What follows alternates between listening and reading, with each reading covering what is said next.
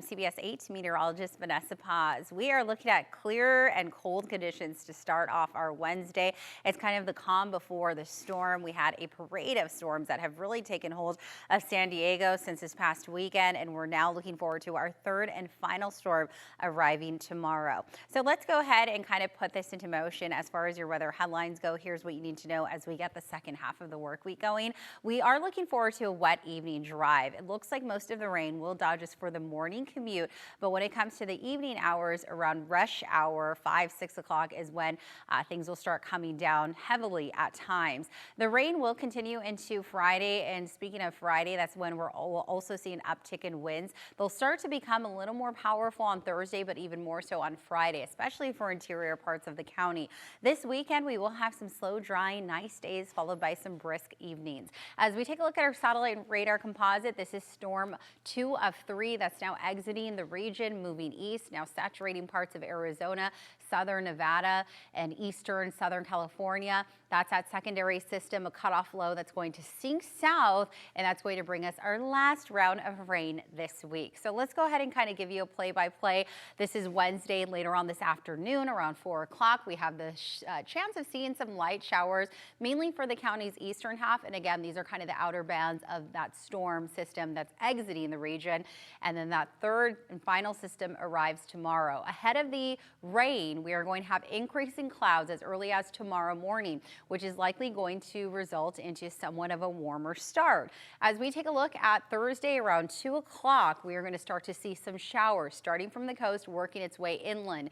And then by around 6 p.m. or so, that's when that rain becomes a little more moderate, heavy at times. We also have the chance of seeing a pop-up thunderstorm or two. If that happens, of course, the rain totals that we're expecting will be greater, localized. As we take a look at Friday early morning, we continue to see some showers. We have a brief break Friday around the 10-11 o'clock hour, and then we'll have kind of a secondary round with this system, more confined for the county's eastern half along the mountains and desert areas. But then it shifts a little more westward, and we could, again, have some heavy rain spilling on into the valleys. As we take a look at the rainfall estimates, we are tracking anywhere between ½ an inch to maybe a little over an inch for areas like Poway, El Cajon, as well as Ramona.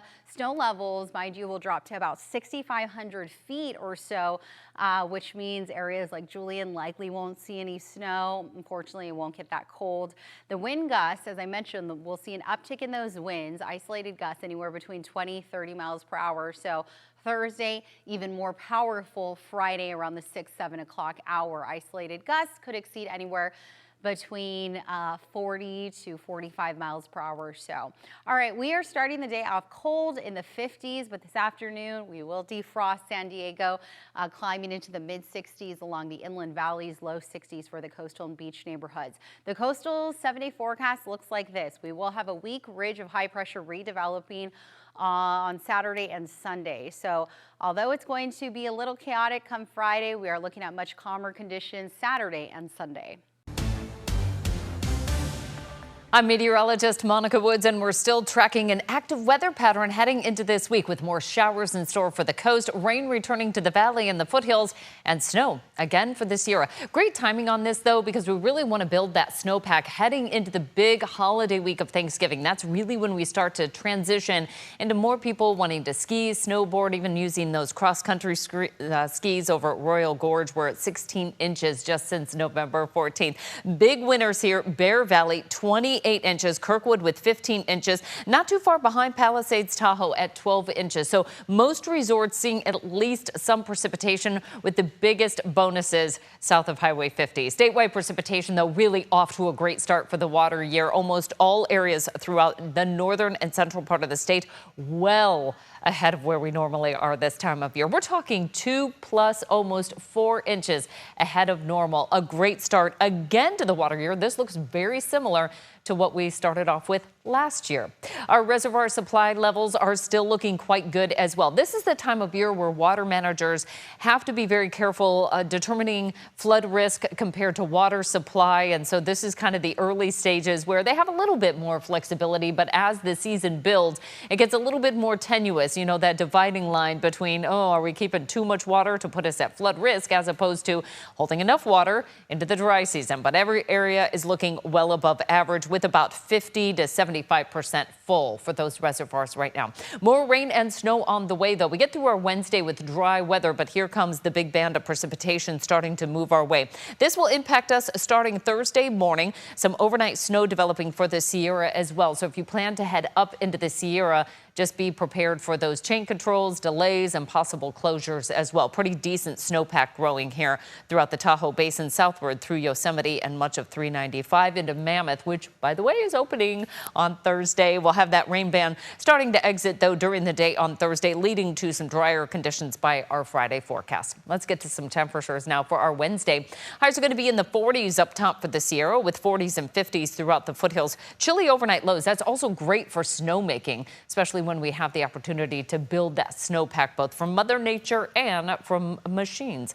Our Wednesday temperatures throughout the central Sierra are going to stay in the 40s as we head into the Central Valley. We're right around 60 degrees or so, a little bit below average. We had that cooler air mass move in, and it's really going to stick in place through much of this week. Along the Central Coast, we're in the 50s. That includes Santa Cruz through the Monterey Bay Peninsula down through Big Sur, San Luis Obispo up to 61, and then the San Joaquin Valley in the lower 60s. So again, a little bit below average. We'll see some sunshine to start the day on Wednesday, building cloud cover throughout the afternoon for the Bay Area, highs in the upper 50s. Inland areas, we're topping out right around 60, 61 degrees. Northwest coast in the 50s as well. North end of the valley, we're in the 50s, a chilly midweek outlook before we get to some of that rain. Morning lows also quite cool in the upper 40s to right around 50. That's actually really close to where we should be this time of year. This is the time of year where we go from afternoon averages around 73 degrees all the way down to 59 by the end of the month. So it's a quick drop in those average temperatures. Thursday afternoon is going to be when we really start to see the active weather drying out, though, for the big weekend, which will be a lot of travel heading into Thanksgiving week.